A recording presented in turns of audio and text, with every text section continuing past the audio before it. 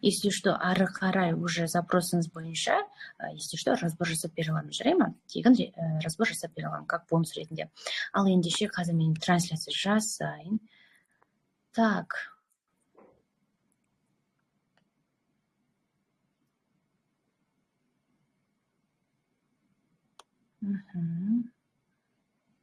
Сообщили.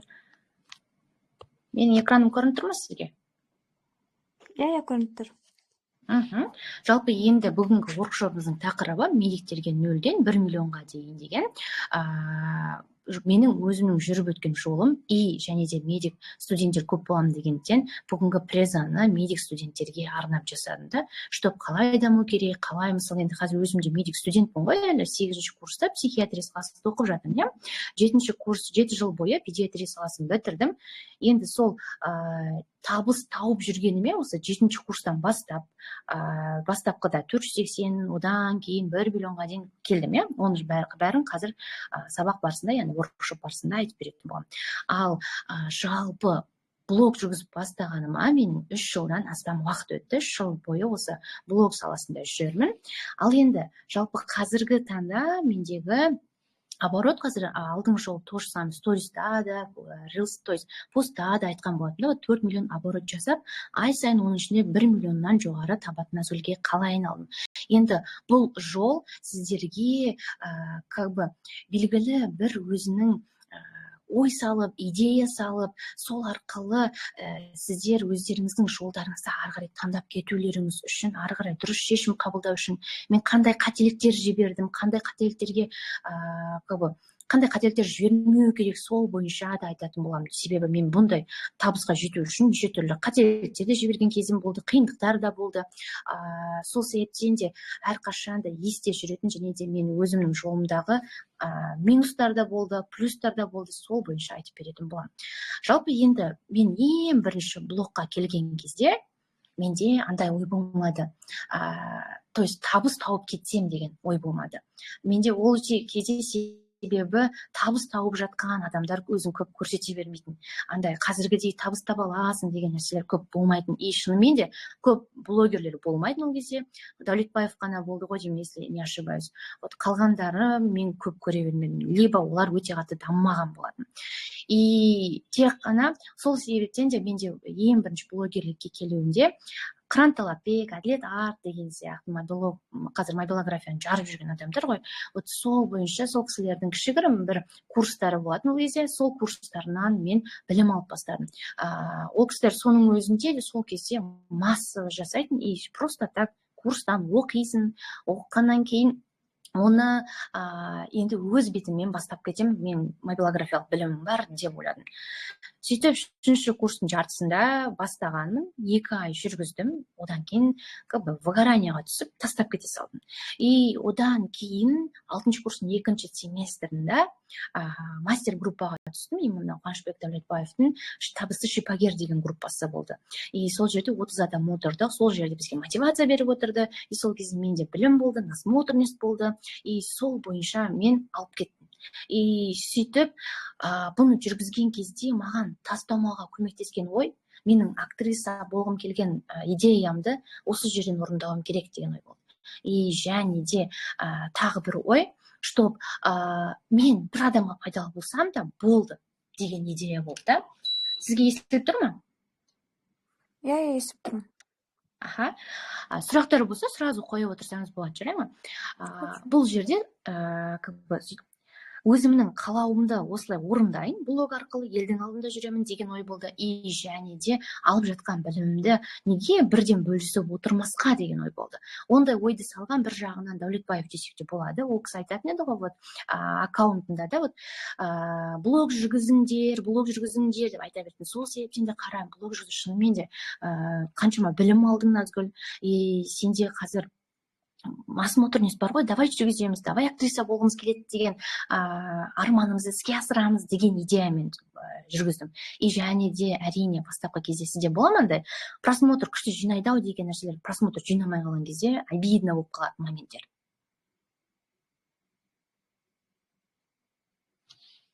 Дауысым естіліп тұр ма?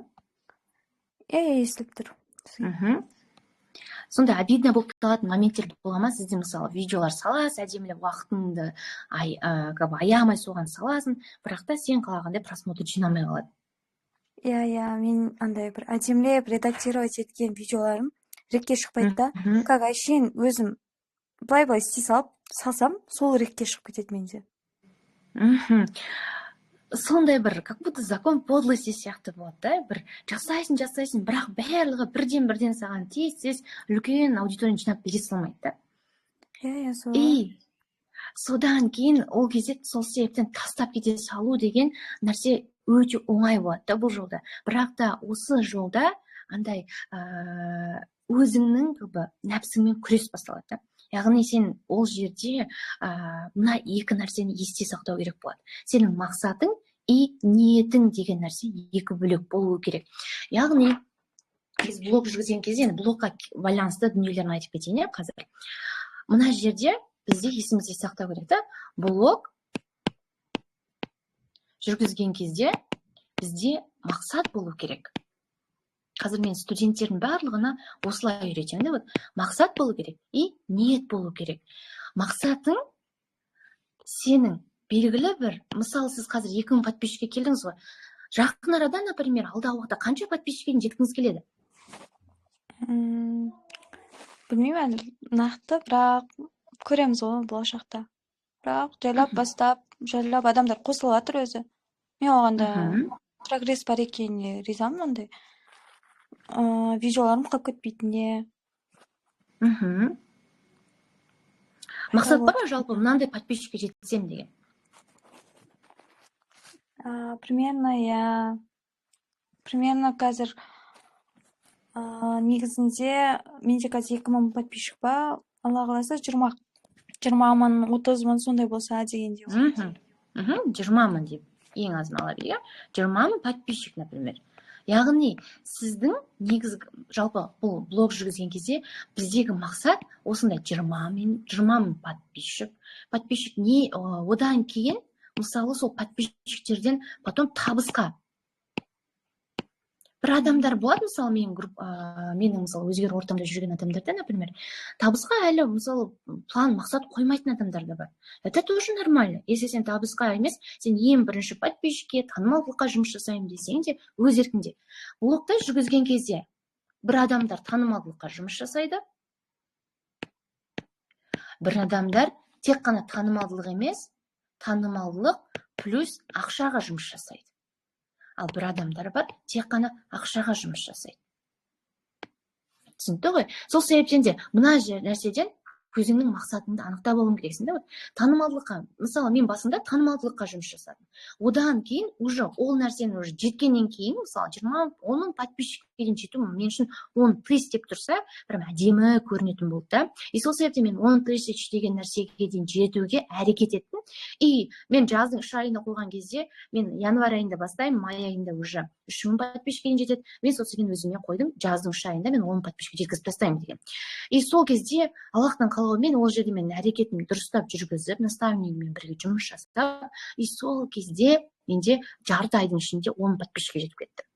И одан кейін менің қалаған мына подписчиктің саны, яғни мен қалаған танымалдылық, мысалы мен 10 тысяч деген кезде күшті сезім болады менде деген ойды болатын.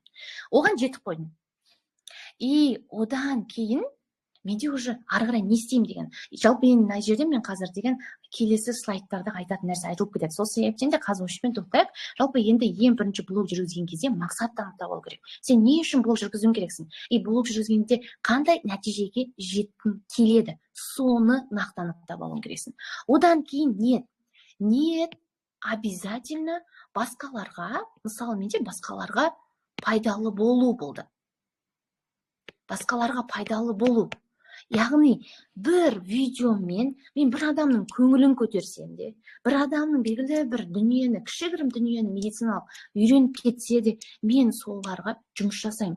Менің зато видеом тоқтамаса, адамдар менен бір 10 адам көрсе де, 1 адам көрсе де, 100 адам көрсе де, ол адамдардың хотя бы біреуінің болсын басында бір нәрсе мен беріп кетемін. Біреуіне көңіл күй сыйласам, біреуіне, может быть, бір видеомен бір адамдарға сауатын ашам, білім берем деген сияқты ой болды. Яғни ниет басқаларға пайдалы болу керек. Себебі бізде психологияда келетін болса, адам тек қана мысалы табыс табатын болса да, немесе танымалдылыққа жұмыс жасаса да, тек қана өзіме мен табыс табайын деп қана жасайтын болса, ол жұмыстың рахатын сезінбейді. Мысалға қазіргі таңда мысалы өзгеру ортамда жүрген кезде адамдардың, мен енді өзгерген адамдарды жинаймын ғой, сол кезде мен ол адамдардың дамып жатқанын көрген кезде, олардың көзіндегі жарқылын көрген кезде, мен еще больше мотивацияландым да. Яғни сен жұмысыңнан да, блог жүргізуден де сен мотивация алу отыру үшін сенің ниетің дұрыс болу керек та. Сен ниетің дұрыс болған кезде сен выгорать етпейсің, и және де осы ниет дұрыс болған кезде, и сенің миыңдағы мышлениең дұрыс болған кезде адамның дамуы өте тез болады. Мысалы, маған келген кезде то же самое Қамар сұлу деген танисыз ба? Тоже 5-ші курста оқиды. Педиатрия факультетінде.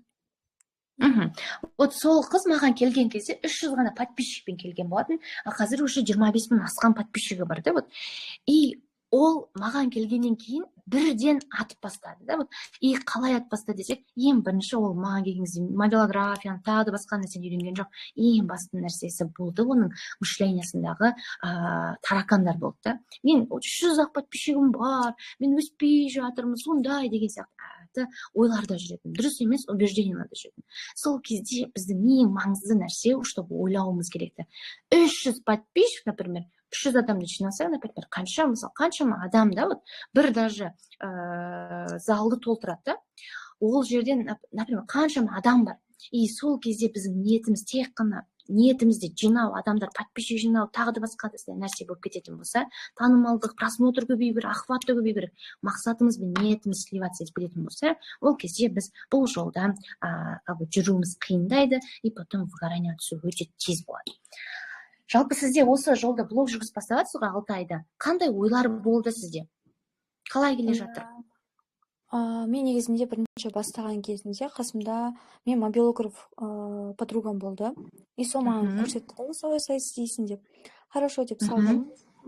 И потом ол кезде мен андай рекке шықпай жүрді. И потом бір күні кәдімгідей шықты. И солай потом тағы өзім істеп салдым, бірақ шықпай қойды да рекке. Одан кейін ойладым да мен тастай салайын, құрсын, не үшін не істеп жатырмын дегенде, уақытын кетіріп жатырмын дегенде. Потом қайтып салып жүрдім, андай ішім пысып, не істегеннен кейін қайтып не істедім. И сол кезде қайтадан рекке шыққаннан кейін уже қолға ала бастадым. И сол кезде маған подписчиктер жинала бастады. Жайлап. И сол кезде мотивация бола бастады да маған уже болады екен ғой, ары қарай істеуге болады екен ғой дегендей. Ары қарай істеуіңізге сіз не әсер еткен, получается, қайтадан рекке түсіп кеткеніңіз, иә? Жалпы енді блог жүргізген кезде охват ол бірде көтеріледі, бірде төмендейді, бірде көтеріледі, бірде төмендейді. Сол себептен де ол нәрседе сенің ішкі, то есть сенің жүргізетін жұмысың, әрекетің охватқа байланып тұратын болса, өте қиын болады. Мысалы, қазір сізден, например, жүргізіп келе жатырсыз ғой. Мысалы, белгілі бір уақыттарда ол атпай тұрып алатын болса, сізде уже андай ой пайда болуы мүмкін да, туф деп, мысалы, тастай салуға деген идея кетуі мүмкін. Сол себептен де адамдарда андай тек қана сыртқы фактор емес, ішкі мотивацияны ояту маңызды. Сол себептен де мидағы таракандармен жұмыс жасап, ішкі мотивацияны ояту керек. Потому что менде де болған, например, мысалы, 10 подписчикке жеттім ғой, вот солай. Актриса болғым келеді, жасаймын. Бір адамға болсын, пайдалы болсам болды деп, ниетімді қойып алып, иногда жылайтын моменттер болды. Потому что деген, салу керексің, челлендж орындау керексің, ананы істеу керексің, мынаны істеу керексің. Сабақпен еще жұмыс жасайтын қосымша. И сонымен вообще үлгеруің керексің. И то, что менің айналамда болды, группаластарым арасында бірнешеуі. Мобилограф жалдап алса, анау біздің блогерге деген сияқты тиісіп қалатын моменттері болды. И соның барлығын жинап жүресің, ол кезде еще мышлениемен жұмыс жасалмаған, психиканы өте зерттемегенсің. Вот сол кезде маған қиынға қатты. Но все равно мендегі желание, чтобы 10 000 деген болуы керек деген кезде, ол нәрсе қаттырақ болды. И 10 мың подписчик жинадым. Одан кейін және айттым ғой, мен танымалдылық болады, танымалдылыққа басымды ұмтылдым деп. И одан кейін мен уже айналамдан көретін, араласатын адамдарым, ортам, менде, мысалы, Берік Ермұхановпен бір ортада болдық та, например, танисың ба Берік Ермұханов дегенді? Былай естігем, бірақ былай қатты нақты білмейді екенмін. Бірақ атын естігем. Қазіргі таңда уже биохимия деген курстар бар. Ол сол кезде де жасап жүретін фармадан курстар бар. И сол кісілерді көремін. Енді 10 тысяч деген менің арманым болды, оған жетіп қойдым енді. Одан кейін мен ойладым, менде енді 10 мың подписчик бар. Енді подписчик жинай бергеннен гөрі, может быть, мен енді осыдан кейін табысқа қарай ұмтылуым керек шығар деп, бір ай бойы жаз айына уже қойған нәрсем менің жаз айына жетпей орындалып қойды. И одан кейін жаз айына кірген кезде бір ай бойы осы 10 подписчикпен курс жасауым керек деген ниет пайда болды. И биохимиядан жасаймын деп ойладым. И биохимиядан жасаймын, примерно Қуанышбек Дәулетбаевтың курстары болды менде ол кезде. Солардан қараймын, бірақ та маған одан да больше бір тереңдеткен түрде жасау керек. Оңай, прям керекті түрде жасауым керек деп ойлап жүрдім де, оны бір ай бойы жасауға талпындым. Бірақ бір ай бойы бірде-бір сабақ түсірген жоқпын. И содан кейін 10 мың подписчик жинап алғам. Одан кейін бір ай бойы жасамадым әлі, дымды бітірген жоқпын почти. Күнде отырам, бірақ та деген өнімділік жоқ. И содан кейін менің запросы бөлімінде бір продюсер жазыпты. Қазіргі кеше сторисімді көрген болсаңыз, менің Рабия Бекзат деген менің бастапқыда наставнигім болған жанында. И мен ол кісі маған жазады, и сосын кейін мен ол кісімен сөйлесем, сөйткен кезде мен ол кісіге айтамын, мен курс жасағым келеді, мен прям курс жасауым керек деп. Мен курс жасауға маған көмектесе алсаңыз, давай деп жұмыс жасасақ болады деп. Сөйтіп, ол кісімен жұмысты бастаймыз как наставник ретінде. И ол кісімен жұмыс бастаған кезде, енді не жасадық ол кісімен жұмыс жасаған кезде? Вот, елдер подписчиктерін, елдер деген сол Дәулетбаев, и потом Берік Ермұханов деген кісілер, мысалы, өзінің подписчиктерін ақшаға айналдырып жатыр. И сосын кейін курс жасап, ақша тауып жатыр. Мен де солай жасауым керек деп, и енді подписчик жинап алдым, аудиториям бар, давай енді бір нәрсе жасаймыз деп ойлап отырмын да. И содан кейін өзім жасай алмай, сол кісімен наставникпен бірге жұмысты бастадым. И одан кейін ол кісімен біз не істедік? Ең бірінші Каздев жасадық. Каздев деген естуіңіз бар ма? Жоқ, естімеппін. Вот, Каздев деген бұл блог жүргізетін адамдардың барлығы білу керекті дүние. Ол Каздев деген, былайша айтқан кезде, аудиторияны зерттеу. Потому что мен жинай бердім, бірақ 10 подписчик, оның ішінде кімдер көбірек екен мен білмедім ғой. Мен ол кезде Каздев деген нәрсені білмедім. И сол кезде наставникмен жұмыс жасаған кезде, наставник ең бірінші маған аудиторияны зерттейік деді. И содан кейін аудиторияны зерттеу как раз таки Каздев. Яғни сөйтіп Каздев жасау арқылы мен өзім қазіргі наставничествода жүрмін, наставничество жасап, қазір өзгер ортасын құрып жатуымның бастамасы болған сол кезде болатын. 2020 жылы июль айының басында, яғни шілденің басында Каздев жасадық. Сол кезде маған бір адам жазып жібереді. Мені қалай елестетесіз деген кезде наставник деп. И сөйтіп Каздевтен біз наставничество керек екенін біліп, и блог жүргізу бойынша, именно анимационға қатты қызығатын адамдар, сол бойынша қалай жасайсыз деп, соның барлығына арнап, қандай наставничествоға продукт құрдық. Ішіндегі нәрселер қалай болады, не береміз деген сияқты. Одан кейін маған сатуды үйретті ол кездегі. Ол кезде бұрынғы диагностика деген техника бар, сол техникамен жасадық. И одан кейін прогрев жасап, сол кезде 18 адамға именно диагностика деген техниканы қолданып, 6 адамға продажа жасап, 6 адаммен жұмысымды бастаған болатын. И 6 адамнан, например, өмірімде тек қана 67 мың теңге стабильно тауып жүрген Назгүл, өмірінде бірінші 600 мың теңгеге продажа жасайды, 480 мың теңгеге прям чисто табыс қой ол жердегі. Сөйтіп, мен наставничествоны ең бірінші 2023-тің сол июль айында бастаған. 14 күннің ішінде ол кісінің айтқанын бірге бір жасап отырдым. Назгүл, сен ақшаңды 250 мың теңгеге алған болатын ол кезде ол кісіден. Почти 2 жыл бұрын ғой. И сол кезде Назгүл, сен ақшаңды құртып жатсың. Давай бірге бір жасаймыз. Давай, сенің қолынан келеді деп өзім айтып қоямын, бірге бір жасаймыз, ақыл қосып қоямыз, давай жасаймыз деп. Шынымен де соны бірге бір жасап отырдым, 14 күннің ішінде нәтиже шықты да. И содан кейін, бірақ та оны қайталай алмай қалдым. И қорықтым да, бір рет жасадым, это может быть случайность, қайтадан қалай сатам, кімге сатам, не істеуім керек. Өйткені менде ол жақта прогресс деген нәрсеге менде әлі опыт болған жоқ. Менде әлі каздев дегенді мен ана кісіні түсіндіргенімен, бірақ ол кісіні жазып бергенімен прям қатты түсінбей жасай салдым. Қазір мысалы оның бәрін түсінесің деседі. Сатуда бір рет жасадым, но как будто басқа адамдар қайтадан сатуға келмей қалатын сияқты, ешкім алмай қалатындай көрінді. И сол кезде мен ол кісіге қайтадан маған үйретіңіз деген кезде, ол кісі мен болды уже, сізбен жұмысымды жасадым, мысалы 500 мың теңгеге дейін табысқа шыққым келеді дедіңіз, 600 мың теңге продажа жасадыңыз, 370 теңге таптыңыз, мен сізге барлығын үйреттім. Давайте, если хотите, ары қарай мында фокус группа деген бар, группа сол нәрсе жерде сізге көмектеседі.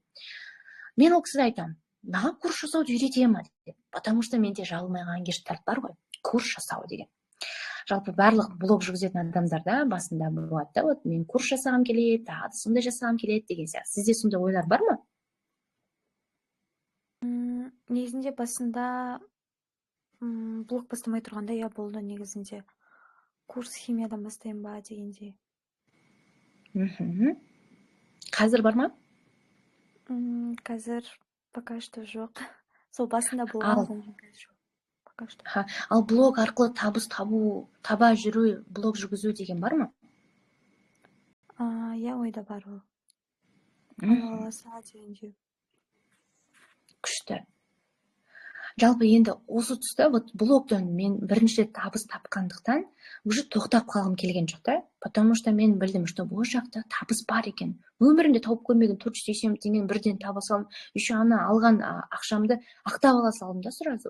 И содан кейін менде өйткені ол жерде сразу тауып кеткенім, менде 10 подписчик болып ол кісімен жұмыс жасап бастадым. И сол кезде менде ой болатын. 10 подписчиктен кейін ғана сен табыс таба аласың деген. И ол убеждениені менде сындырған Қамарсұлу деген студентім болды.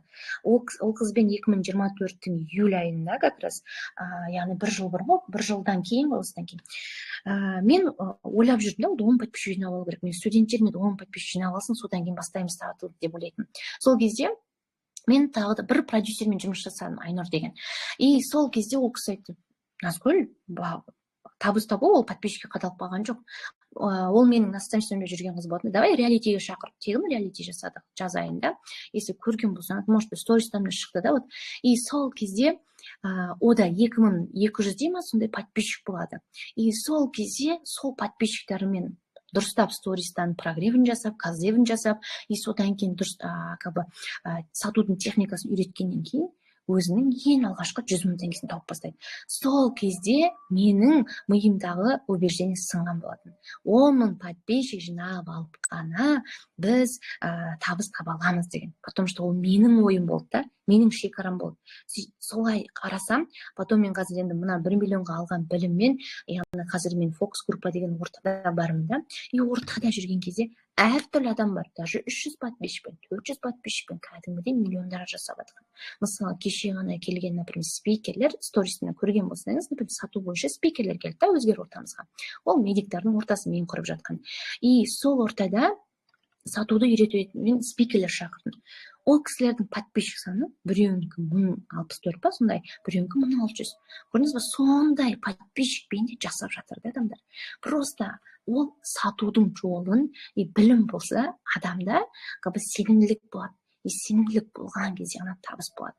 Жалпы енді қазір мен мынаны айта отырып, сізге жалпына записті қазір көріп атқан адамдарға, чтоб мен өз жолымен бөлісе отырып, сіздер қалай табысқа жете аласыздар, қалай жұмыс жасау керек, қалай дұрысынан жұмыс жасау керек, соны айтып беретін боламын, иә? Сонымен ары қарай бірнеше ай осы 1 миллионға алған біліммен орта жаңа дүниеде, жаңа дүниемен ол жерде саған тікелей ешкім бірге бір нәрсе бермеді, білім бермейді, бірақ та ай сайын 2 күн хакатонға барып отырасың. Хакатон деген офлайн тренингке барып отырасың. И офлайн тренингте менің Бақытбай Сабырбеков деген кісіні танитын болсаңыз, сондай инфобизнеспен бар. И сол кісіден білім аласың. И сол кісіден білім алғаннан кейін күшті энергия толып барамын да, қайтадан сата аламын, қайтадан жасаймын, сол алған білімдермен бөлісем, өзім жинаған опытыммен бөлісем, бұрынғы қыранталап бетін алған сол білімдермен бөлісем, сөйтіп жүріп бірнеше ай күшті энергиямен жүрдім. Бірақ одан кейін уже өзім жалғыз жұмыс жасай алмай, ары қарай масштабқа шығу үшін, үлкен чектерге сата алу үшін, енді 100 000 теңгеге ол кезде саттым, например, 23-те еще. Сол кезде ары қарай үлкен чектерге сатуды үйрену үшін продюсерлермен жұмыс жасап бастадым. Ол кісілердің 1 200 000 теңгеден әрқайсынан 2 400 000 теңгедей кетті де екі адамға. Сөйтіп жұмыс жасадым. И сол кісілермен де жұмыс жасай жүріп, мен еще больше масштабты түсіне бастадым. Инфобизнестің ішкі кухнясын түсіне бастадым да. И жалпы бұл жерден мендегі бұл продюсермен жұмыс жасаған кезде екі жұмыста да бірден атып кетті дей алмаймын.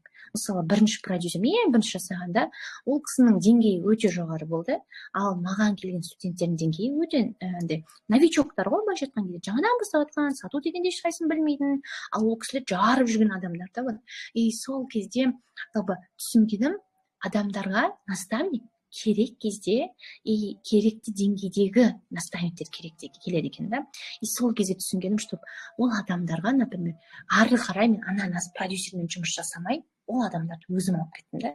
Почему? Потому что ол адамдар кісінікін алып кете алмады. Потому что ол кісінің деңгейі вообще ол кезде жоғары да, сол нәрсемен береді, аналар түсінбейді. Потом барып мен өзім түсіндіріп беремін да.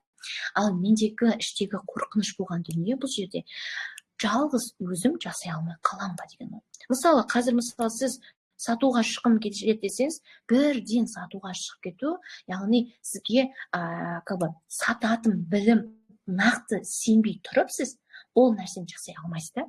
Сол себептен мен студенттердің барлығын айтадым, ең бірінші білім керек деймін. Білім керек деген кезде, мысалы, даже блог жүргізетіндерге, например, көрініп тұр ма сізге? Иә, көрініп тұр. Мысалы, біздегі өзгер ортасында ең бірінші мышлениемен жұмыста. Жалпы неге мышлениемен жұмыс керек? Потому что адам өзінің шекарасынан, миының шекарасынан шықпай, ол миындағы таракандарын бұзбай, басқаша бір өзінің миындағы таракандарын жұмыс жасамай, ол блог жүргізгенде де сатуда да кедергі болатын убеждением жүреді. Мысалы, сату деген кезде, мысалы, сізде қандай негативті ойлар пайда болады? Бар ма негативті ойлар?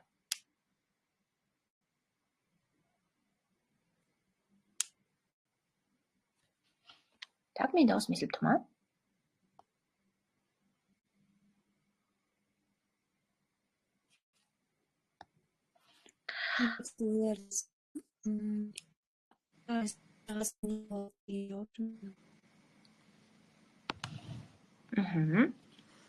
Маған дауысыңыз кішкене естілмей жатыр.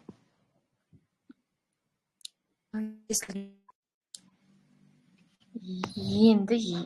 естілді. Енді айтып көріңізші.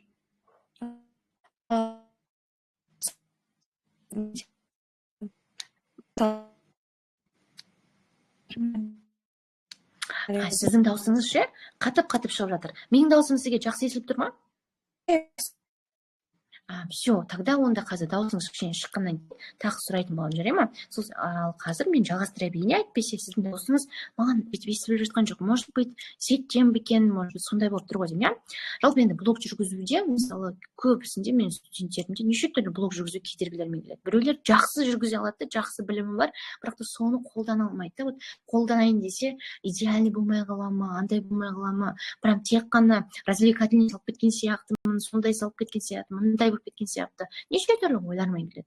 Сатуда да неше түрлі адамдардың ойлары болады. Мысалы, біреулер сату деген дұрыс емес, қымбатқа сатуға болмайды, сатуда біреулерді алдау, сату деген сияқты неше түрлі негативті ойлар болады. Сату дегенде адамдардың неше түрлі убеждениялары болады. Сол убеждениялармен жұмыс жасалуы керек. Одан кейін внутренний ребенок деген бұл жерде адамның ішкі мотивациясына байланысты нәрсе. Мысалы, осындай дүниелердің барлығы уже шарын жасап алған кезде, нақты мақсатыңды қойып алған кезде, энергияңды көтерген кезде, адамда былайша айтқан кезде нақты қайда бару керек, фокус қойылады, қайда бару керекті жеріне. Мысалы, оны Б точкасы деп айтамыз. Адамның қалайтын армандарын, мақсатын адамның Б точкасы деп айтамыз. Сол Б точкасына қарай қандай фокус қоятын болса, қандай әрекеттерді жасау керектігі сол кезде оған шығады. Сол кезде оған түсінікті болады. И жасап жатқан әрекетінде мен дұрыс жасап жатырмын, анау не ойлап қалады, мынау не ойлап қалады деген сияқты ойлар болмайды сол кезде. Сондай ойлардан алыстайды былайша айтқан кезде. Келесі жеке бренд. Например, жеке бренд дегеніміз оның компоненттері. Соны түсіну керек та. Қазіргі блог жүргізіп жатқан адамдарда, мысалы, менде 30 адам бастық дедім ғой, бірақ та 3 адамнан нәтиже шықты ең басында. И одан кейін қаншама блог бастаған, бірақ тастап кеткен адамдарды көрдім да. Оның барлығы сути, олар блог туралы нағыз негізінде не үшін блог жүргізу керек, соны түсінбегеннен болады. Ең бірінші блог жүргізуде ол жеке бренд деп аталатын.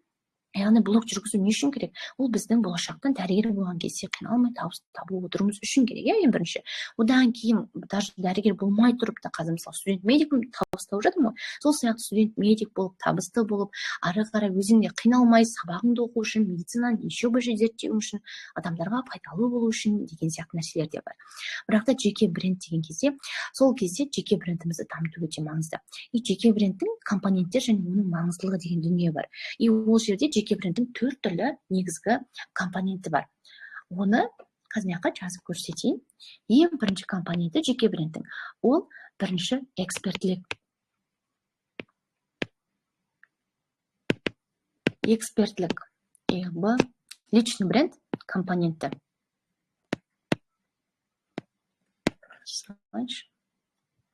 Эксперттілік бұл мамандық. Былайша айтқан кезде мамандық. Сіз общий медицинада оқимын дедіңіз, иә? Иә. Вот, общий медицина, жалпы медицина бойынша ғой, сіздің медицинадан қазір 5-ші курсты оқасыз. 5-ші курсқа дейінгі біліміңіз қандай деңгейде, қандай дегенге байланысты болады. И сіз сол медициналық біліміңізді арттыруыңыз осы жерде маңызды болып табылады. И өзіңіздің біліміңізді, біліктілігіңізді көрсете алу сол өте маңызды болып табылады. Екіншісі, бұл жерде блог жүргізу не только білімділіктен, эксперттіктен ғана тұрады. Еще екінші тұлғадан тұрады. Яғни тұлға дейтіндегі сіздің качестволарыңыз қандай нәрселер ұнайды, ұнамайды деген сияқты нелер бар да. Сол бойынша сіздің тұлғалық качестволарыңыз өте маңызды. Мысалы, сіз мені қашаннан бері көресіз? Сізді неден көрдім? Мен подругам бар, Диана деген. Сол қыздан көргем. Диана, 5-ші курста оқиды. Ой, общий медицинада оқиды, иә? Менің өзге подругам да бар, иә? Иә. Ортада. Все. Получается, сіз примерно январь айынан бастап көресіз ба мені? Примерно, иә. Потому что Диана ол январь потогына кетеді ғой. И екінші тұлға. И сізге мені ұстап қал, мені мысалы қазір сіз даже воркшоптың өзіне де қатысып отырсыз да. Не себептен қатысуға шешім қабылдадыңыз? Қандай качество сізге ұнаған? Сіздің жаңағы нақты айтып жатқаныңыз маған қатты ұнайды. Неде де өзіңіздің блогыңызды жүргізіп жатқан кезде де барлығы нақты айтасыз. Содан кейін бүгін кіріп көріп отырмын негізі. Сізбен сөйлесіп. Нақтылық получается сіздегі ұнайтын, иә? Иә. Вот, көрдіңіз, тұлғалы дегеннен мысалы нақтылық ұнап тұр. Получается, адам өзінің тұлғалық качестволарын көрсету арқылы, сол арқылы личный бренд еще больше дамиды. И үшінші нәрсе ол узнаваемость.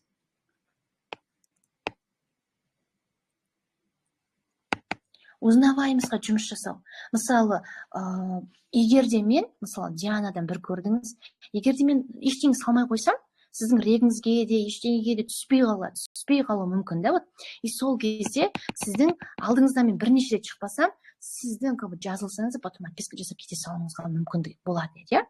Бірақ та олай болмайды. Почему? Потому что тұрақты түрде жүргізіліп, жан-жақтан адамдар белгілеп, жан-жақтан жүрген кезде, узнаваемость жұмыс жасап тұрған кезде, адамның личный бренді түспейді. Адам личный бренд еще больше дами береді. И төртінші нәрсе, ол репутация. яғни сен жоқ жерде басқалар не айтады, қандай сөз айтады, сол сен репутацияға кетеді. Егер сен жоқ жерде жақсы нәрсе айтса, значит сенің репутацияң жақсы деген сөз. Ал егер жаман нәрсе айтса, значит сенің репутацияң жұмыс жасау керек деген сөз. Репутация если жаман болса, это не значит, что сен оны көтере алмайсың дейді. Просто оған жұмыс жасау керек, и оған уақыт керек болады. И жақсы жағына уже сенің беретін біліміңді, продуктыңды, блогыңды, контентіңді жақсартсаң, сол кезде сенің репутацияң қайтадан жақсарады.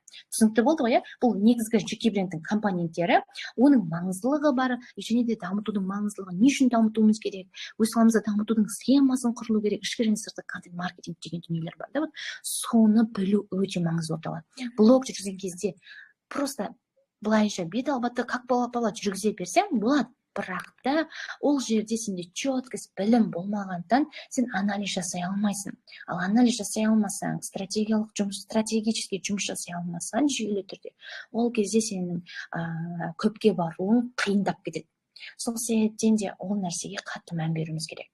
И және де мысалы, библиографиялық жағынан білім алып бердіңіз, или өзіңіздігіңізден үйреніп алдыңыз ба? Бағанағы студент подругам үйретті дедіңіз, иә? Содан үйренген білім ба, или басқа да үйренген курстар бар ма? Өзім білетін негізі, бірақ подругам да көрсетті, осылай істейсің, осылай саласың дегенде. Осындай шрифттарды алып істесем болады дегенде.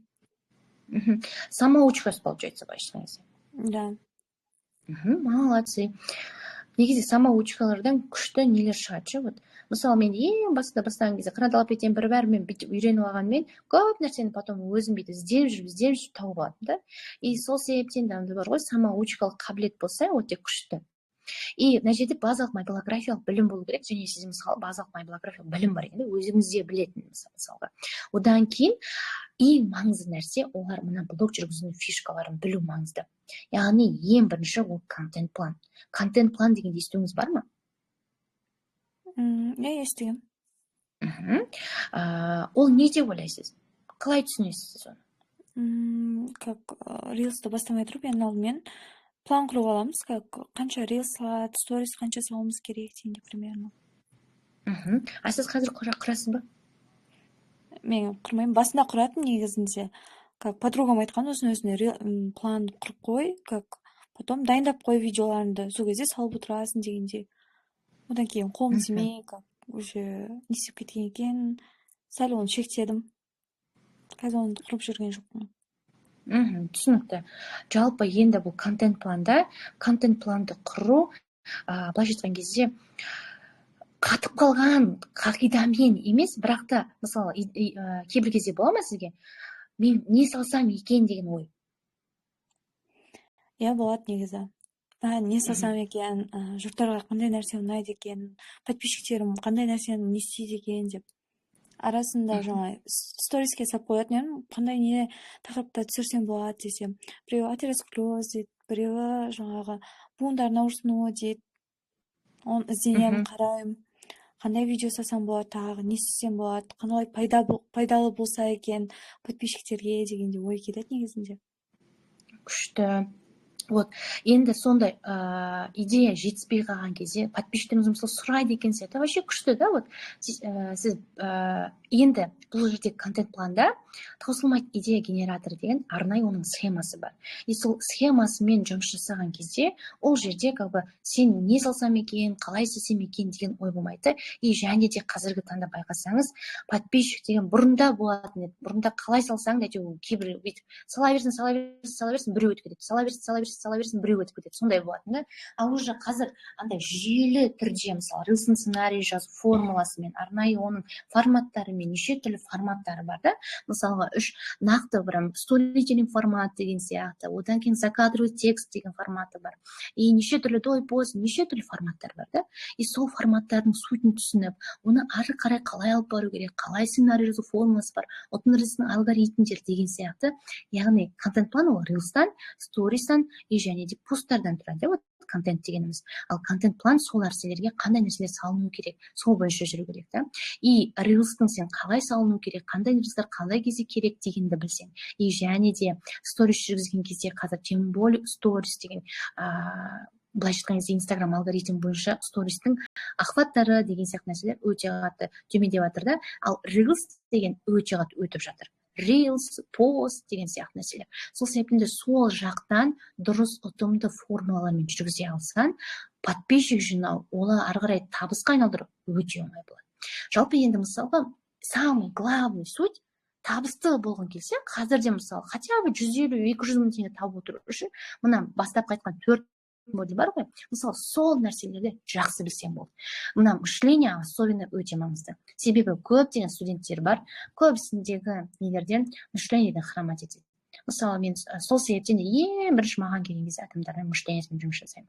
Потому что мышление хромать етіп тұрған кезде сен неше түрлі убеждениямен тұрсаң, ояна сөйтіп қалады ғой, бүйтіп қалады ғой, елдің ойымен тұрсаң, мынау ұнай ма аудиторияма, мынау ұнамай ма, мынау біртүрлі болып тұрған сияқты деген сияқты өзіңде комплекстермен жұмыс жасамасаң, іштей мотивацияң болатып, іштей сен прям рухың прям ояу болмаса, сыртқы адамдардан это просто сыртқы мотивацияға прям мұқтаж боласың. Мысалы, охватың көп болып тұруы, немесе бір адамдардың сені мақтап жазуы, саған огонек жіберуі, саған еще больше мысалға подписчиктерің көбірек тез жазыла салуы деген сияқты нәрсеге қатты мұқтаж боласың. Өйткені олар сыртқы мотивация.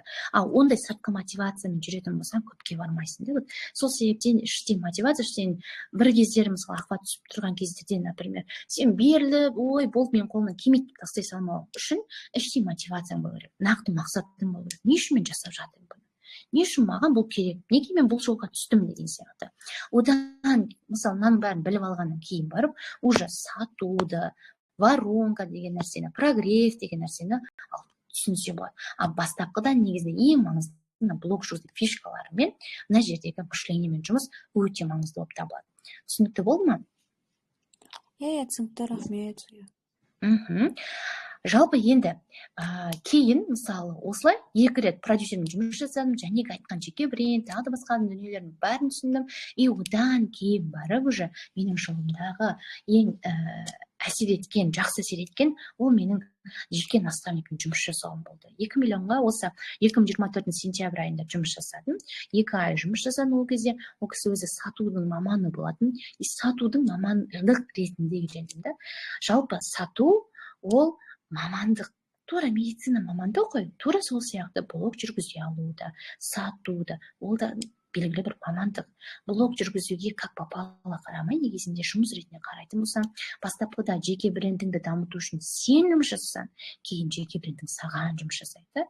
И және де мысалы сатқан кезде, например, кейін сататын нәрсенің продуктыңды качествосына қатты мән беретін болсаң, мысалы қазір мен өзгеру ортасын жасап жатырмын, бірақ әрбір кезде менің студенттерім сұрап отырмын, не ұнап жатыр, не ұнамай жатыр, не қалайсың, не істеп жатырсың, қалай болып жатыр, қай жағынан қиындықтар болып жатыр. Сол кездерде мен байқайтыным, адамдарда біліп тұрса да иногда энергиясы жетпей тұрады. Энергиясы жетпей тұрады, жасайын десе прям хромать етіп, бір нәрседен қорқып тұрады, қашып тұрады да. И сол кезде адамға прям мышлениясындағы ана кедергі болып тұрған таракандарды алу керек болады. Жалпы сізде бола ма мысалға? Блог жүргізесің, сабақ оқисың, медицина оқып жатсың, бірақ бір кездері шаршап, энергияң жоқ сияқты моменттер. Болады. Мен соңғы уақыттарда сондай болып кетті. Вообще ештеңеге жалайым жоқ, сториске шығуға. Арасында ғана интерес болған кезде ғана салмасам. Одан кейін өзіме жинақтауым керек болып жүр соңғы уақытта негізінде. Енді қазір қолға алып жатырмын жайлап қайтадан. Қалай қолға алып жатсыз? Өзім қайтадан стористі жүргізіп, жаңағы нелерді жүргізіп, рилс салып, пост салып жайлап. Энергияңыз көтерілді ме? Енді жайлап көтерілді. Жалпы енді бұндай ғой, біз ойлаймыз ше, өмірде біздің жұмыс жасап жатырмыз, әрекет етіп жатырмыз. Сол әрекеттер, жұмыстар біздің энергиямызды көтеріп жібереді деп ше. На самом деле, біз жұмыстарымыз, әрекеттеріміз просто так жасай беретін болсақ, сырттай физически жасай беретін болса, ол жүре береді. Бірақ та сен мына жақтан ментальды түрдегі энергияңды арттыру, ол өте маңызды болады. Жалпы бізде энергияның 4 түрі болады. Яғни ментальды, эмоциональды, рухани және де физический энергия физический энергия ол бізде жұмыспен келеді, яғни әрекетпен, спортпен, бір нәрсе әрекет еткен кезде келеді да. Ал ментальды энергия ол біздегі білім алу да. Ал эмоциональный энергия өте маңызды. Выгоранияға жіберетін эмоциональды энергия мен рухани энергия. И және де сол жерде адам өзімен проработка жасап, өзімен жұмыс жасамаса, сіз жасай бересіз, сторис сала бересіз, бірақ оның смыслын түсінбей тұрасыз, ар жағында что-то не хватает деген сияқты сезім болып тұрады. Сондай сезім бола ма? Арасында болады негізінде. Сондай сезімнің қайта-қайта шығып келе беруі, это потому что ана эмоциональды энергия мен рухани энергия орнына келіп толтырылмағаннан болады. Ол энергиямен жұмыс жасауды үйренсеңіз, например, энергияңызбен жұмыс жасауды үйренсеңіз, адамның алмайтын асуы болмайды. Негізінде жұмыс жасау, даже блог жүргізуде оңайға түседі. И сол кезде блогыңда да даму өте оңай болады. Потому что сенде эмоциональный энергия бос болса, энергияң көбірек болады. И және де рухани энергияң болса еще, сен энтузиазммен жасайсың бүкіл дүниені. Энтузиазммен, прям шынайы қалаумен жасалған дүниелер блогта болсын тез дамуға көмектеседі. Өйткені менің өзіме де көмектескен нәрсе ол энтузиазммен жасалған нәрселер көбісіне көмектеседі. Сол себептен ол өз басымнан өткендіктен мен оны айта аламын да. Қазір студенттердің көбісінде энтузиазммен жасаған кезде олар атады да. Сол себептен энтузиазммен жасау маңызды.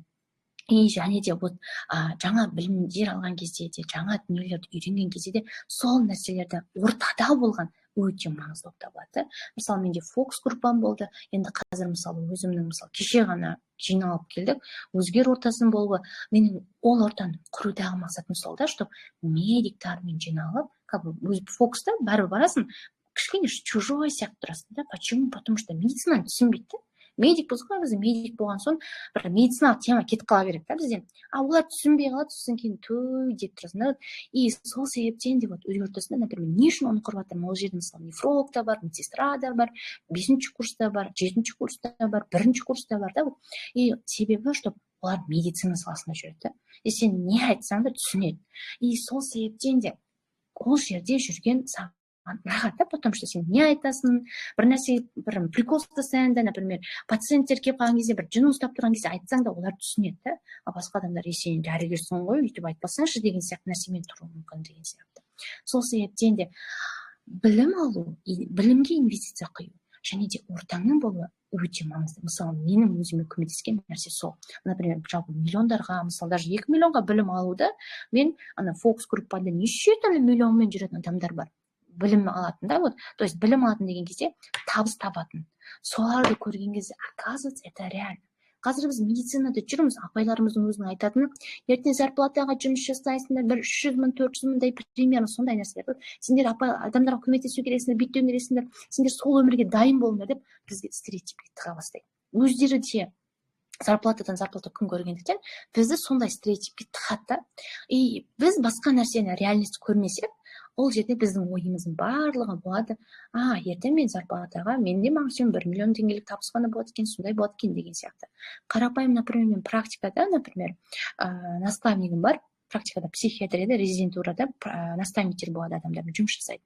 И сол кезде психиатр ана кісіге айтамын, ол қанша теңге табыс табасыз айына дегенде, 400 мың, 500 мыңдай арасында дейді, 2 жерде жұмыс жасаймын дейді.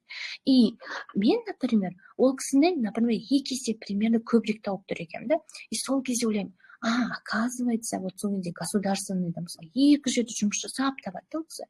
Мен уже онлайнмен, офлайнда кездесеміз, бірақ та өйтіп прям физически прям шаршайтын жұмыстар емес та, былайша айтқан кезде. И сол кезде ойлаған адамның просто мышлениясындағы, яғни шекарасында екен деймін да. Сол себептен де біздің миымыздағы миллиондарға ойлану үшін, мысалы айтады, 4 миллионердің қасында жүрсем, 5-есе сен боласың деп. Сол себептен де әлемде ақша көп екенін түсінуіміз керек. Әлемде ақша көп, просто соны алуға біз талпынуымыз керек. Ал біз талпыну үшін как попало барып сата берсең, это уже сенің былайша кезде инфо-цыганство деп соны айтады. А сен егер сен білімің болса, білім ол тоже ризық та. Сол біліміңмен басқа адамдармен бөлісуді ойласаң, и сол кезде солай сен сататын болсаң, и және де шынымен де сатқаннан кейін услугаңды дұрысынан көрсететін болсаң, ол кезде уже сенің алып жатқан ақың да сенің адалынан болады. И және де сол арқылы қазіргі таңда мен студент медиктерге айтатын едім, например, осылай блог жүргізуді үйреніп алғаннан кейін, басында блог жүргізуді, одан кейін бірінші дәрігерлерге өзінің блогында жүргізіп, потом бірінші дәрігерлермен жұмыс жасап көруді айтатын едім. Енді бүйткен мотобиографиялық білім бар, тағы да басқа деген сияқты. Мысалы, Диананы танисыз ғой сіз? Ол мысалы эксперттермен жұмыс жасайды да қазір. Қазір солай табыс табады. Яғни ол блог жүргізуді үйренгендіктен, ол примерно прогревті де түсінеді. Соның бәрін түсінгендіктен де ол нәрсені табысқа айналдыра алды. Яғни білім алды, білімін алып қолданады басқа адамдарға. Білім алады, білімін алып қолданады. И сол арқылы ол біріншіден ол қазір деген опыт жинап жатыр да. Главный нәрсе. Мысалы, мен дәрігерлермен жұмыс жаса дейтінім студенттерге. Неге? Себебі біріншіден сен біреудің опытын просто так сатып алмайсың, еще сен ақша төлетіп қойсың, біреудің бірақ опытын ала саласың, білімін ала саласың. Екіншіден, ол жерде сен білімді былайша айтқан, то есть өзіңнің опытыңды дамыта бересің. И үшіншіден, сенің ақшаң да болады деген сияқты. И және де сол ақшаны барынша білімге инвестиция жасаған дұрыс, кішігірім бөлігін. Потому что мысалы мен бұндай білімге алатындай деңгейге жету үшін бастапқыда мен выездерге массаж жасадым, раздевашкада жұмыс жасадым, кейбір кезде бір ай ғана, енді көп жұмыс жасадым деп айтпаймын, бір ай ғана санитарка болып жұмыс жасадым, оның ішінде медсестра болып жұмыс жасадым деген сияқты нелер болған. И соның барлығында главный менің идеям болды, маған ертеңгі мамандығыма көмектесетін жұмыс жасаймын деген идея болды. Әлі күнге дейін сол идеямен келемін. Мысалы, қазір өзгеру ортасында неге мен мышлениемен көбірек жұмыс жасаймын? Потому что мен психиатрия саласын таңдадым, например, болашақта психотерапевт, яғни нормотипичный, ауру емес, нормотипичный адамдармен жұмыс жасау мақсатымда бар. И сол себептен мысалы мышлениемен жұмыс жасап, адамдардың уже ар жағындағы сутін түсініп тұрасың да, уже адамның аузын ашып сөйлей бастағаннан уже ар жағындағы дүниесін түсініп тұрасың. И сондай деңгейге, например, уже 2 жылдай ма болып қалды ғой уже. Наставник болып жүргеніме, сол кезден бастап мышлениемен жұмыс жасап бастадым адамдармен. И соның арқасында мен өзімнің сүйікті мамандығымды таңдадым. И және де сол жолға келе жатырмын да. И бұйыртса мысалы ортаны құрғаннан кейін, осы жылы примерно 100-ден асырып адам жинасам, одан кейін уже болды. Одан кейін ары қарай мен психотерапиямен айналысам деген ой бар. Сол сияқты сенің жасайым деген нәрселерің ертеңгі саған болашақта саған пайдалы болатын нәрселермен жұмыс жасау керек. Студент медиктерге мен айтатын едім қазір. Контентті жүргізуді, мысалы, контенттің және айттым ғой, блог жүргізудің фишкаларын үйрене алсаң, мышлениемен жұмыс жасай алсаң, жеке брендті түсінсең, мотобиографиялық білімің болса, кішігірім болса, уже сен дәрігерлермен жұмыс жасап бастасаң болады. Сөйтіп дәрігерлермен алыстамай, тауар не бейсі, анау мынау деп кетпей, дәрігерлер де қазір блогын дамытқысы келеді, өздері дамытамайды көбісі. Сол себептен оларға бірінші жұмыс жасап берсең болады, ассистент мотобиограф болып. И содан кейін сен оның қасында жүріп, сутін түсінесің. Тем более қазір ассистент мотобиографтар жалдайтындар клиникасы бар дәрігерлер. Сен клиниканың қалай құрылатынын, ішкі кухнясын түсіне бастайсың. Сол себептен ең бірінші осы білімдерді алып, үйреніп алып, бірінші солай жұмыс жасап көру керек деп ойлаймын. Одан кейін өзіңнің де блогың дамып бастайды, қатарынан алып жүру керек, ол қиын емес. Мысалы, 30 минутыңды күніне өзің арнасаң, бір жарым сағатын ғана жұмысын арнасаң болады да. Табуға болады да, мысалы 2 сағат деген сияқты күніне. Зато сенде табысың да түсіп тұр, өзің де блогың дамып тұр. И сол арқылы сен біреуге жалдан жұмыс жасамайсың, сен именно дәрігерлермен бірге жұмыс жасайсың былайша айтқан кезде. Ал найымда жұмыс жасау, медсестра болу, санитарка болу, ол да саған пайдалы болуы мүмкін, бірақ ол нәрседен былайша айтқан кезде одан алатын опытты сен дәрігер болғанда 1 жылдың ішінде ала аласың. Лучше сен қазір онлайнда қалай дамуға болады, қалай адамдар дамып жатыр, соның сутін түсіну үшін сен дәрігерлермен жұмыс жасасаң, клиникасы бар дәрігерлермен жұмыс жасасаң, тем более жақсы да, сен түсініп аласың. И сол кезде барып сен халыққа пайдалы болатын адамға айнала аласың. Жалпы енді осы күнге дейін ең бірінші Қуанышбек Дәулетбаевтан медициналық білімдерін алып бастадым. И одан кейін Рабия Бекзат, Бақытбай Сабырбеков, Ақмериям Берчеева, Шалқар Қайратұлы, Қуаныш Шонбай, Ақботан Уарбек, Ернар Батыралиев деген тұр, оян дейтін ағай да. Сол кісіден инфобизнестен ғой. Инфобизнес бойынша білім алдым. И сол арқылы қазіргі Назгүлге айналдым да. Қуаныш Шонбай, Бақытбай Сабырбеков мына жерде, Шалқар Қайратұлы деген сияқты. Сол блогтың арқасында өзімнің, мысалы, мынау 2-ші рет баруым негізі шетелге, 2-ші рет өзімнің ақшаммен өзім бара алдым да. И ол блогтан тапқан табыс арқылы болды еще.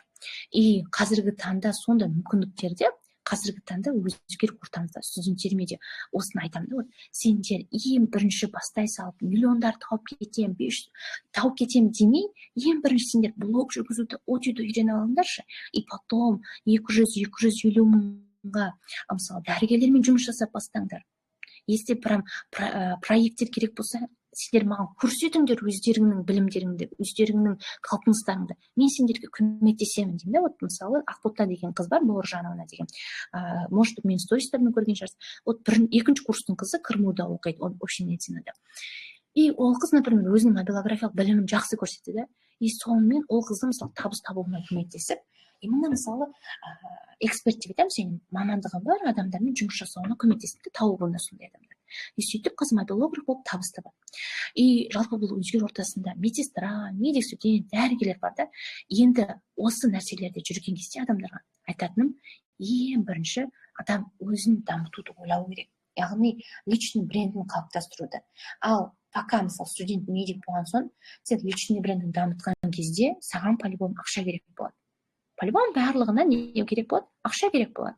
И сол себептен де ең бірінші ақша тауып тұру үшін сен білім алуың керексің. Бірінші блогты қалай дамыту керек. Мысалы дәрігерлерге блог қалай дамыту керек. Бүкілін сен біліп алсаң, сен дәрігерлерге ол біліммен бөлісе аласың. Ол біліммен дәрігерлерге сен мысалы давай былай жасайық, істейік, былай түсірейік деп айтылып тұрсаң, дәрігерлер ондай адамдарға жабысады. И сен ол кісілерге айта отырып, контент планын құрып беріп, рилстың сценарийларын жазуына көмектесіп, ол жердегі адамның мысалы жеке брендті дамытқан кездегі нюанстарын айтып, сөйтіп тұратын болсаң, сені ассистент блогер қылып любой дәрігер алғысы келеді. И және де сен өзіңнің блогыңмен, вот мен мынандай жасап жатырмын деп көрсете алсаң, мынандай видео жасай аламын деп. И сол кезде саған любой адам жабысады айтқан кезде. И сөйтіп дәрігерлермен бірінші жұмыс жасап, одан кейін бар уже сен дәрігерлердің қалай жұмыс жасап жатқанын, қалай істейтінін түсініп алсаң, одан кейін ары қарай ол саған плюс болады. Сол себептен де ең бірінші айтатыным, бірінші білім алып, и потом личный брендіңді өзің тастап кетпеуің керексің по-любому. Сен дәрігерлерге көмектесетін, дәрігерлермен мысалы жұмыс жасай жүріп, өзіңнің де блогыңды дамыта жүресің. Өзің уже блог біраз дамығаннан кейін, біраз уже адамдар жиналғаннан кейін, уже өзің сторис охватың көбейгеннен кейін, ол кезде уже сатуға шығуға болады. Яғни блогың арқылы өзіңнің услугаңды сатуға шығуға болады. Түсінікті ғой? Сол секілді студенттерге осылай айтамын. Сұрақ бар ма сізде қазір? Иә, примерно бар. Мысалы, мен алдында ойланып жүрдім. Негізінен қазір көп былай контенттер шығады ғой, енді қарағаннан кейін өзіме рилстар шығады, мысалы, врачтармен. Соны байқадым да, бір күні ойландым мен де, хорошо, мен де бастап көрейін дегенде ше. Бірақ әлі бастаған жоқпын, сол бірақ ойымда жүр ол нәрсе. Енді қолға аламын ол нәрсені. Дәрігерлермен жұмыс жасауды ма? Иә. Дәрігерлермен жұмыс жасай алу үшін сен өзіңнің блогыңда как бы болсын бір кейс ретінде өзіңді көрсете алуың керексің да. Кейс ретінде, например, и өзіңнің навыктарын көрсете алу керексің, и және де сенімді түрде өзіңді ұстай алу керексің да. Себебі, мысалы, бір адамдар болады, например, мысалы, Ақбота деген және айттым ғой, мысалы, студентім, то же самое бұл мобилографияны жұмыс жасап жүрген кезде, бір кезде айтады, бір адам мен алғысы келіп тұр, бірақ та маған бір видео жасап бер деп айтады дейді да.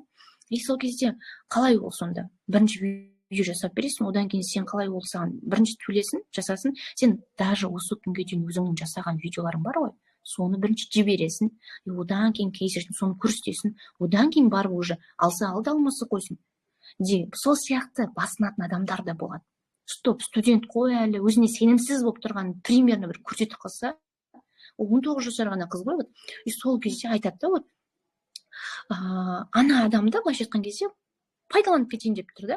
И содан кейін сенің кейсің болса, өзің кейс бола алсаң, сен рилсты жаза алатыныңды көрсетсең, и өзің контент план құра алатыныңды көрсетсең, жеке бренд деген нәрсені түсінетініңді, жалпы инфобизнесті, бұл инфобизнестің бастамасы десек болады. Сол нәрсені түсінетініңді көрсетсең, сол кезде дәрігерлер оған сене бастайды. Именно блог жүргізіп жүрген дәрігерлер болса. Ал блогты вообще бастамаған адамдар болса, ол кезде сен кәдімгідей стерженің, кәдімгідей білімің болу керек. Потому что сен оған бірден жүргізіп бергеннен бастап, ол тек қана монтаж жасау ғана емес. Сен монтаж жасаумен қатар ол кісінің ататында етіп қоюың керексің рилстарын. Әйтпесе атпаса, тағы да бір нәрсе болса, сен жасай алмайды екенсің деп сөзіңе шығады да. Түсінікті ма? Сол себептен де андай ғой, жұмыс жасап бастайтын деген идея болса, бірінші блог жүргізуді, примерно басқалардан қарап істеуді барлығы да біледі. Бірақ та неге у одного получается, у одного нет. Почему? Потому что, мысалы, екі дәрігер бар делік, да? Бір дәрігер, например, жақсы оқыған, бір дәрігер, например, ана дәрігердің, например, буын ауруына ем жасайтын назначениесін көріп алады. И сол назначениесімен барып, анау просто так сол диагнозбен келсе қоя берсе, ол диагноздан емделіп кету деген нәрсе, біреулер емделіп кетуі мүмкін, біреулері емделмей қалуы мүмкін.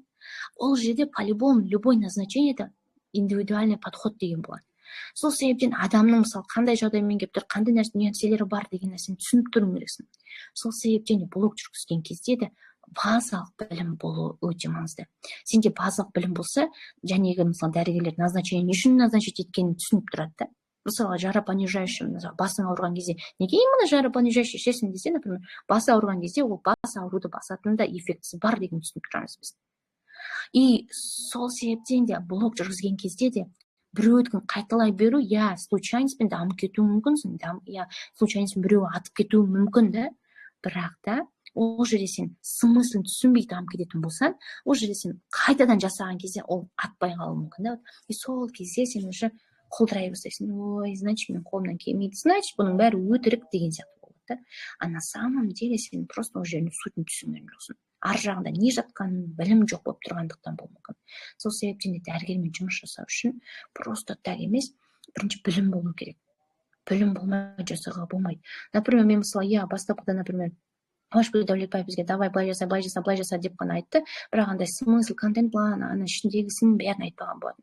Оны потом келесі, мысалы, инфобесін білім ала жүріп, сол кезде сутін түсінген кезде, уже қазір оңайды, қазір уже анализ жасай аласың. Адам, білім бар адам ғана анализ жасай алады. Білім болған кезде сен, мына видео не үшін өтпей жатыр? Мына видео экспертный емес тұр ғой. Мына видео тек қана неге подписчик саны артпай жатыр? Потому что менде мынандай болып тұр екен ғой. Мынандай рилстар салынып жатыр екен ғой. Маған енді, значит, мынандай экспертный подкаст, мынандай рилстар салу керек деген сияқты. Сен уже рилстардың схемасын, форматтарын түсініп тұрсаң, сол кезде сен охватқа қандай рилстар жұмыс жасайды, ал подписчикке келетін қандай рилстар, соны түсініп тұрасың да. И сол кезде сен дәрігермен жұмыс жасаған кезде, так, дәрігер ханым, біз подписчикке келетін рилстар салып жатқан жоқпыз, сол себептен де подписчик келіп жатқан жоқ. Давайте осындай нәрсе жасаймыз, потому что бұл подписчикке келетін деп. Потому что кейбіреулер болады, қой, мынандай нәрсе жасамаймын мен деп. Мысалы, даже жеке брендтің өзіндегі андағы бағана айтып өткен, қысқаша ғана айтып өттім ғой, узнаваемостьтің өзі жұмыс жасау контент маркетингтен бөлінеді. Ішкі, сыртқы деген сияқты. Түсінікті ғой? Тағы сұрақ бар ма? Түсінікті. Жоқ, пока что. Так, онда мен записьті аяқтайын қазір.